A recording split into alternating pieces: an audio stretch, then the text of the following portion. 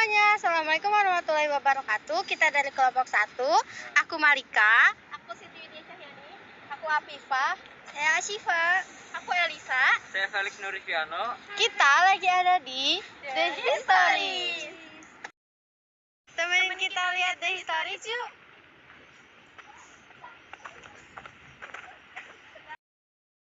The Historis merupakan sebuah gedung bersejarah peninggalan Hindia Belanda yang ada di Kota Cimahi, Provinsi Jawa Barat.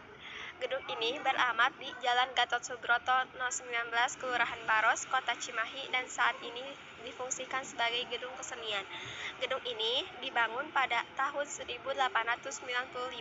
Dahulu, gedung ini sering dijadikan sebagai tempat hiburan, teater, dansa, pertunjukan, dan film sebagainya, khusus bagi para tentara Belanda yang memiliki pangkat tinggi.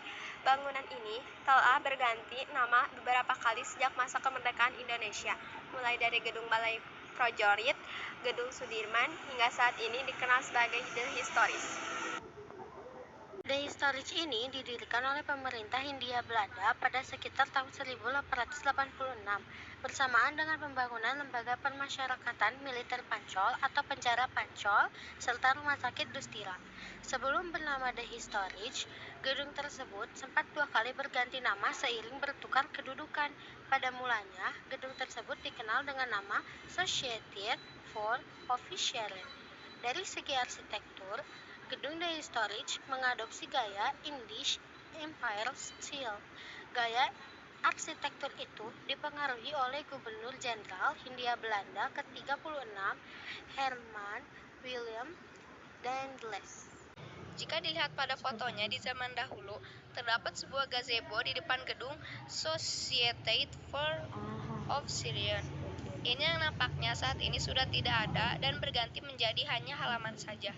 Dikutip dari komunitas deut.com, bangunan ini memiliki English Empire Style, yaitu bangunan dengan gaya kekaisaran Romawi yang dipadukan dengan arsitektur tropis Eropa. Dari depan gedung ini terlihat beberapa pilar. Pilar-pilar tersebut berarsitektur Yunani atau gaya Romawi kuno. Pilar yang terdapat di gedung ini ada 4 buah. Pilar utama yang menghiasi gedung ini memiliki style Ionic. Di balik kemegahan dan kemewahan gedung The Historic, hingga kini belum diketahui siapa arsitekturnya.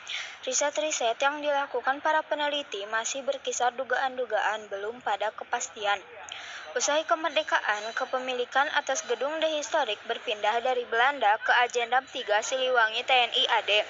Setelah itu, gedung tersebut sempat 2 kali disewakan pada DPRD Kota Cimahi pada 2003 dan Peri Tristianto, pengusaha Factory Outlet, pada 2012.